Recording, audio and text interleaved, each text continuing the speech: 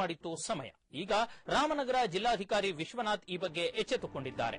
ಕಾನೂನು ಚೌಕಟ್ಟಿನಲ್ಲಿ ಕ್ರಮ ಕೈಗೊಳ್ಳುವ ಭರವಸೆ ಕೊಟ್ಟಿದ್ದಾರೆ.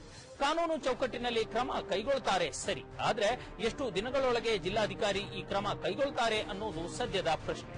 ಕೇವಲ ಭರವಸೆ ನೀಡಿದರೆ ಸಾಲದು, ಕಪಟ ಸನ್ಯಾಸಿ ವಿರುದ್ಧ ಆದಷ್ಟು ಕ್ರಮ ಕೈಗೊಳ್ಳಬೇಕು ಅನ್ನೋದು ನಮ್ಮ ಆಗ್ರಹಪೂರ್ವಕ ಒತ್ತಾಯ.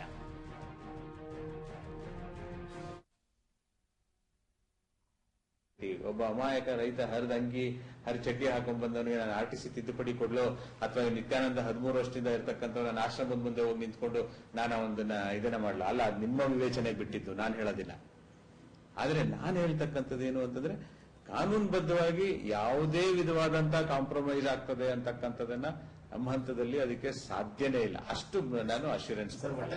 ಅವನು ಯಾವ ರೀತಿ ಅವನಿಗೆ ಭೂಮಿ ಬಂತು ಅಂತ ಅನ್ನೋದನ್ನ ನಾನು ಇದನ್ನ ಮಾಡ್ಲಿಕ್ಕೆ ಈಗ ಆಲ್ರೆಡಿ ಡೈರೆಕ್ಷನ್ ಕೊಟ್ಟಿದ್ದೀನಿ. ಅವನು ನನಗೆ ರಿಪೋರ್ಟ್ ಕೊಡ್ತಾರೆ.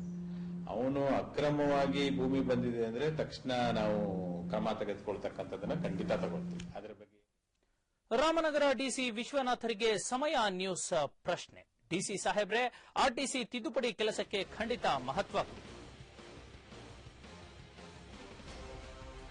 ಡಿಸಿ ಸಾಹೇಬ್ರೆ, ಆರ್ಟಿಸಿ ತಿದ್ದುಪಡಿ ಕೆಲಸಕ್ಕೆ ಖಂಡಿತ ಮಹತ್ವ ಕೊಡಿ.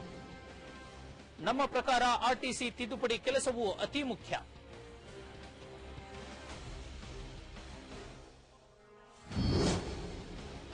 ಇಡೀ ಜಿಲ್ಲೆಯಲ್ಲಿ ಈ ಕೆಲಸ ಮಾಡೋಕೆ ಬೇರೆ ಅಧಿಕಾರಿಗಳು ಇದ್ದಾರಲ್ಲವೇ?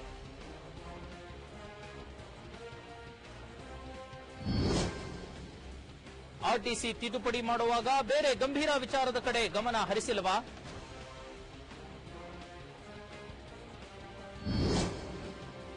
ನಿತ್ಯಾನಂದ ಸಹ ಇದೇ ಆರ್ಟಿಸಿ ದುರ್ಬಳಕೆ ಮಾಡಿಕೊಂಡಿದ್ದಾನಲ್ವೇ?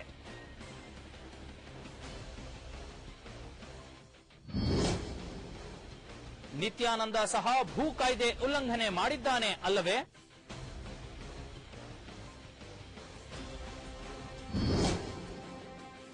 ಅಕ್ರಮ ಆಗಿದೆ ಅನ್ನೋದನ್ನ ರಾಮನಗರ ತಹಶೀಲ್ದಾರ್, ಎಸಿ, ಪ್ರಾದೇಶಿಕ ಆಯುಕ್ತರ ವರದಿಯಲ್ಲೂ ಹೇಳಿದ್ದಾರಲ್ಲವೇ?